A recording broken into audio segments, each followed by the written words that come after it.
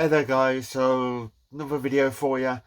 Somebody was asking me about what albums have I got on rotation at the moment, which albums I'm currently, because I usually have a pile of CDs at a rotation, which say like 4 or 5 CDs that are in a pile, and I rotate them. So them are the ones that I listen to on rotation a lot, and then every now and again one of them moves out the rotation pile, and I just stick something else in. So I have 5 studio albums to show you. The first one, which I've been playing a hell of a lot of, is Aggression Continuum, and that's the latest Fear Factory album. It's the last studio album with Burton C. Bell, because he's hung up his boots and called it a day, which is a bit of a shame, but I played this album quite a lot and it is a good album. I just wish that Burton C. Bell had not left the band. I never got to see him with him, which is gutted, but I highly recommend this album. This is a really good album. I think fantastic. Um, Manufactured Hope, Collapse, Aggression Continuum, Disruptor. I don't think there's a bad song on this album. There is some songs better than others, but I don't think there's a bad one.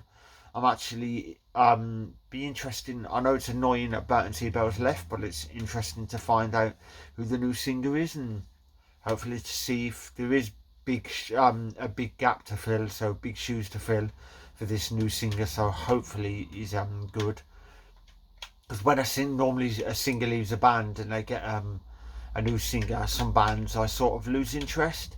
It's nothing against the band. It's just because you say you're so used to a singer, literally used to them, and then they get a new singer in, and it sounds slightly or completely different. It's just takes a while to get used to this new singer. So some bands just fall out of favour with me. So but I will get the new album when it comes out and give that a listen when they have a new singer.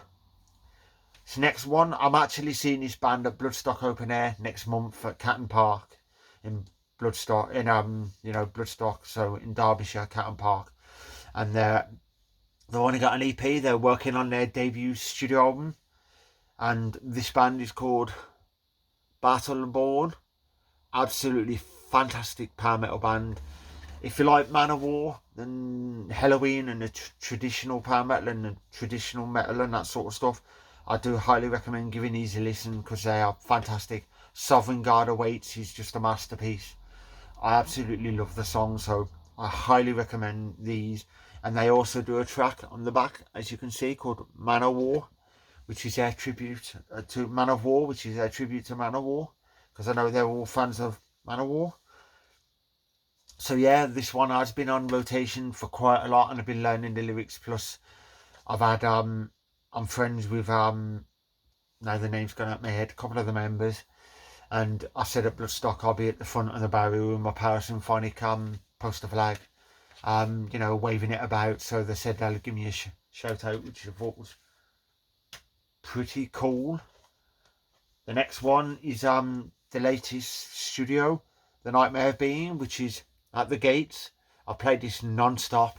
I've not got around to playing the second disc yet, which is just a live CD with various songs from various places, and I've not played the live CD yet, but the albums, I've spun the vinyl hell of how many times, and the CD I've played it umpteen times, and to and from work I've been listening to that a lot. Absolutely good album. Paradox, Nightmare of Being, Cult of Salvation, Eternal Winter of Reason, standout tracks on that one. Highly recommend this if you like your Swedish melodic death metal. The next one is the Odyssey, which is Symphony X. Strangely, this album, great album. I've listened to the album about 2-3 times in full, but every time I play the album, I just seem to play the track The Odyssey, which is on for 24 minutes and 9 seconds. It's my go-to on this, so I really need to give the rest of the album actually some more love, because at the moment The Odyssey is just getting all the love, and the rest of the albums just say put on the back burner. So I really need to listen to that the rest of it. But The Odyssey, fantastic. I actually seen these in Coventry, and I actually played this song live, which, mind blowing to hear it live, the full version, which was fantastic. Other standout tracks off this album is The Turning and Accolade 2. The next one is the Call of the Wild, which is a new Powerwolf album. I played this over and over and over, and when I first heard the album, I thought, and I've heard tracks off the album, I thought, it's not bad. The last one, The Sacrament of Sin, was absolutely brilliant. Blew me away first time hearing it. This album is a good album, but it's a slow burner. I've got a few that are slow burners, so say some albums grab me just like that, literally grab me by the testicles and enjoy the album so much, and then some albums it takes me about 15-20 listens before I fully appreciate the album more. But this is a slow burner. It is a great album, but it's a very slow burner. Beast of Jevedon, Blood for Blood, and Call of the Wild and Sermon of the Swords are my standout tracks off this album. They haven't made a bad album yet, Powerwolf. There's one or two songs which they're okay, but they've not made a bad album. Absolutely fantastic. This last one is can't stop playing this album. I haven't actually played the CD2 because you get 2 bonus tracks, Golden Times and Save My Hide. I've not actually listened to them yet because I played the whole album in full constantly, and it's the self-titled new album by Helloween.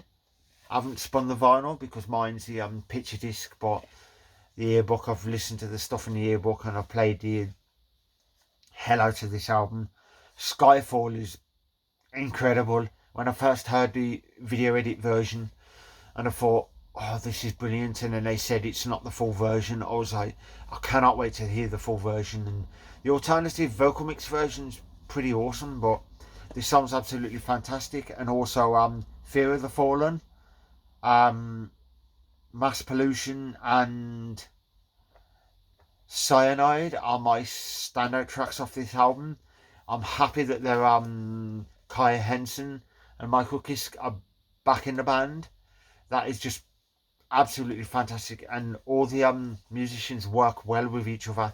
They all complement each other in such a great way. So I've said to everybody, this for me just sounds like Keepers Part 4 with first track Fear of the Fallen. That just actually no, it's Out for Glory is the first track, and for me it just sounds like another Eagle Fly Free.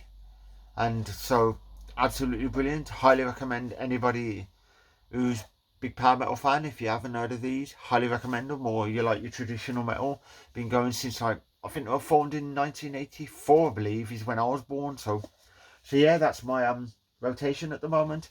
This is the albums I have on rotation, which are obviously cannot stop playing, and eventually these will slip out of my rotation, and then I have another pile. They'll slip out of my rotation, so say the at the gates eventually that will slip out the rotation pile, and then another CD will take its place. So like I've got like 5 which are rotational, which I'll play over and over, and then, you know, albums just get moved out and more get moved in and stuff like that. So hope you guys enjoyed this video. Hope you're having a good weekend. I'll catch you in the next unboxing video, so take care and stay safe.